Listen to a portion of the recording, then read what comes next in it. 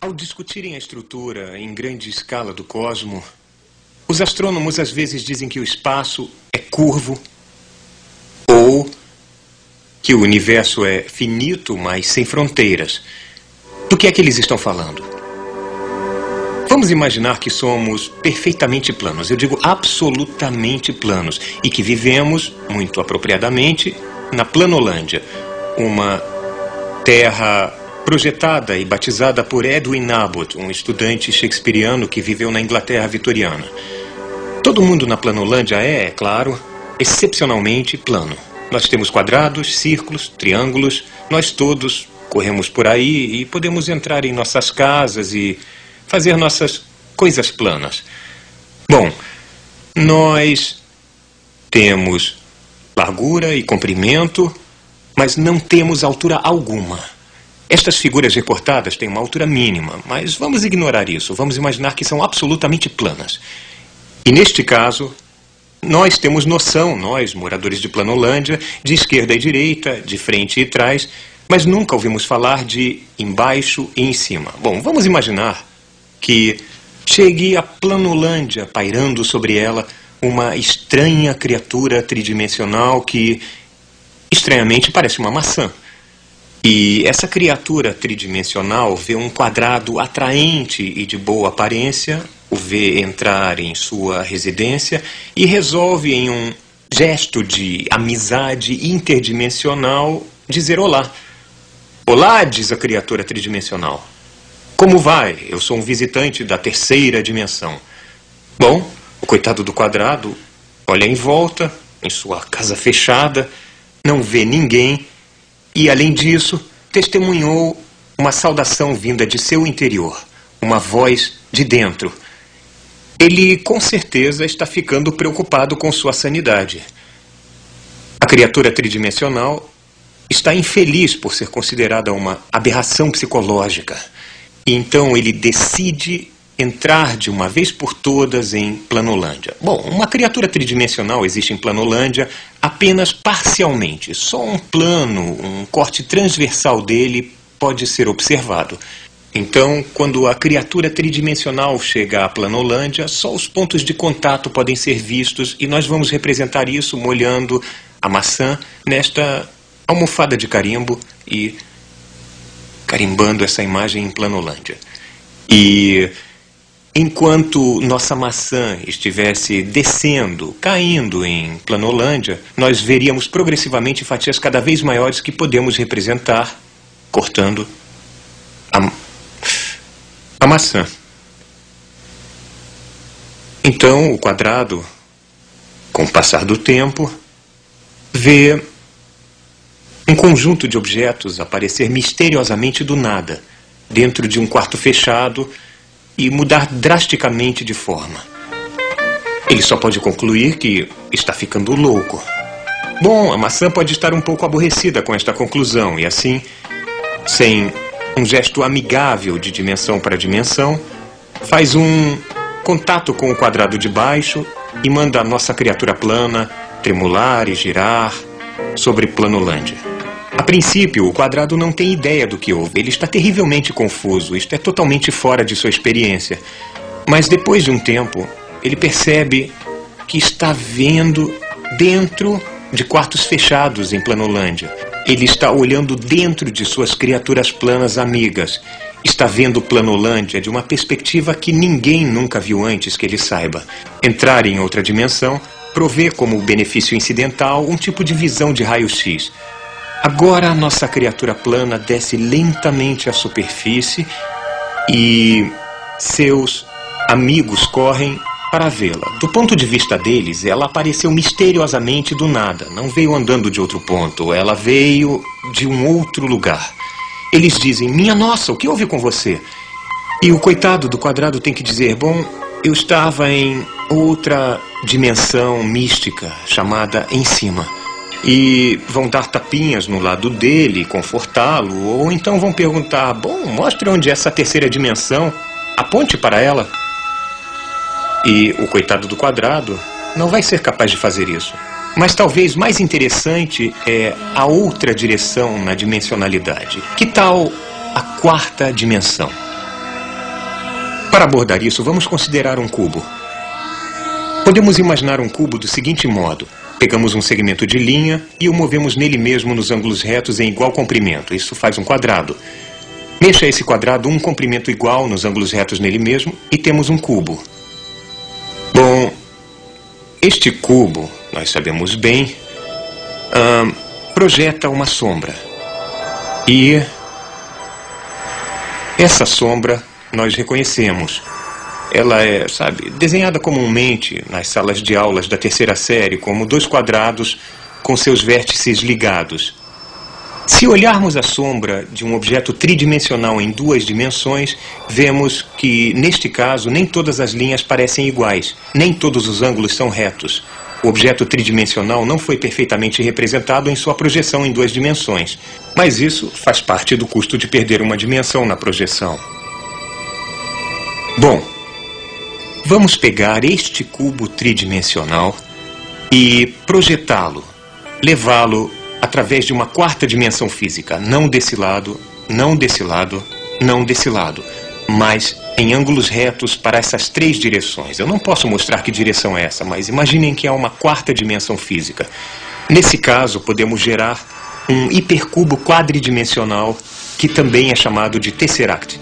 Eu não posso mostrar a vocês um tesseract porque eu e vocês estamos presos em três dimensões. Mas o que eu posso é mostrar a sombra em três dimensões de um hipercubo quadridimensional ou tesseract. É isto. E pode-se ver que são dois cubos aninhados com todos os vértices ligados por linhas. E agora o verdadeiro tesseract, em quatro dimensões, teria todas as linhas do mesmo comprimento e todos os ângulos retos. Não é o que vemos aqui, mas esta é a penalidade da projeção. Então, vejam, enquanto não podemos imaginar um mundo de quatro dimensões, podemos com certeza pensar nele perfeitamente bem. Imaginem um universo como Planolândia, verdadeiramente bidimensional e totalmente plano em todas as direções, mas com uma exceção. Sem o conhecimento de seus habitantes, o universo bidimensional deles é curvado em uma terceira dimensão física, talvez em uma esfera, mas de qualquer maneira em uma coisa totalmente fora de sua experiência. Localmente, o universo ainda parece plano, mas se um deles, muito menor e mais plano do que eu, caminhar muito pelo que parece ser uma linha reta, vamos descobrir um grande mistério. Suponham que ele tenha marcado este ponto inicial aqui e partiu para explorar seu universo. Ele nunca se vira e nunca chega a uma borda. Ele não sabe que seu universo, aparentemente plano, na verdade é curvo em uma esfera enorme. Ele não sente que está andando em volta de um globo. Por que seu espaço deveria ser curvo? Porque há tanta matéria nesse universo que ele dobra gravitacionalmente o espaço, fechando-o atrás de si mesmo em uma esfera. Mas o nosso habitante de Planolândia não sabe disso. Depois de muito tempo, vamos descobrir que ele de algum modo voltou para seu ponto de partida. Deve haver uma terceira dimensão. Nosso habitante de Planolândia não conseguiria imaginar essa terceira dimensão, mas com certeza pode deduzi-la. Agora aumentem todas as dimensões desta história em um e teremos algo como a situação que muitos cosmólogos acham que pode, na verdade, aplicar-se a nós. Nós somos criaturas tridimensionais presas em três dimensões. Nós imaginamos que nosso universo seja plano em três dimensões, mas talvez ele seja curvo em uma quarta. Podemos falar sobre uma quarta dimensão física, mas não podemos vivenciá-la. Ninguém pode apontar para a quarta dimensão, ou seja, existe esquerda e direita, existe frente e trás, acima e abaixo, e há uma outra direção simultaneamente nos ângulos retos das três dimensões familiares. Agora, imaginem que esse universo está se expandindo. Se o inflarmos como um balão quadridimensional, o que acontece? Um astrônomo de uma determinada galáxia acha que todas as outras galáxias estão se afastando dele. Quanto mais distante a galáxia, mais rápido ela parece mover-se. Foi isso que Humason e Hubble descobriram. Na superfície deste universo curvo, não há fronteiras nem centro. o universo pode ser tanto finito quanto sem fronteiras.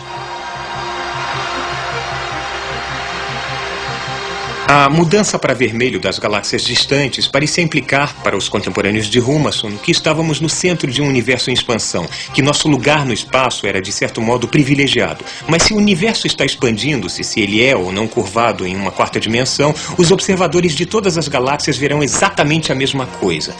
Todas as galáxias afastando-se deles, como se eles tivessem cometido uma terrível gafe social intergaláctica. Se há matéria bastante para fechar gravitacionalmente o universo, então ele está envolto em si mesmo como uma esfera.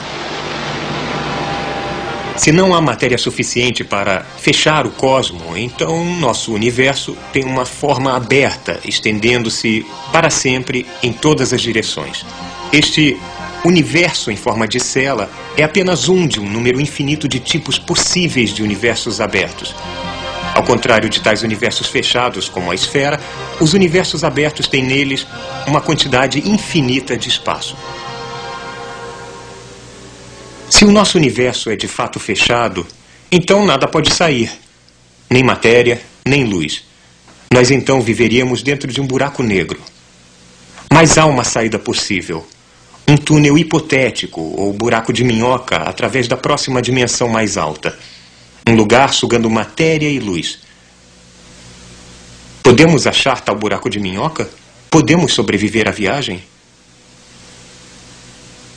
Podemos emergir em outro lugar e outro tempo. Talvez em um outro universo. Ou talvez em algum outro lugar em nosso próprio universo. Se vocês quiserem saber como é dentro de um buraco negro, olhem em volta. Mas nós ainda não sabemos se o universo é aberto ou fechado. Mais do que isso, há alguns astrônomos que duvidam que a mudança para vermelho de galáxias distantes seja devida ao efeito Doppler, que são céticos em relação ao universo em expansão e ao Big Bang. Talvez um dia os nossos descendentes vejam a nossa ignorância atual com tanta pena quanto a que sentimos pelos antigos por eles não saberem que a Terra girava em torno do Sol. Mas se o quadro geral de um Big Bang seguido por um universo em expansão é correto, o que havia antes disso? O universo era desprovido de toda a matéria e depois a matéria foi criada de repente, de algum jeito? Como isso aconteceu? Em muitas culturas, a resposta costumeira é que um deus ou deuses criaram o universo do nada. Mas se quisermos perseguir esta questão com coragem, temos que fazer a próxima pergunta. De onde veio Deus? Se decidirmos que esta é uma pergunta irrespondível, por que não poupar um passo e concluir que a origem do universo é uma pergunta irrespondível? Ou, se dissermos que Deus sempre existiu, por que não poupar um passo e concluir que o universo sempre existiu? Que não há necessidade de uma criação, ele sempre esteve aí. Não são perguntas fáceis. A cosmologia nos põe frente a frente com os mistérios mais profundos, com questões que eram tratadas apenas em religião e mito.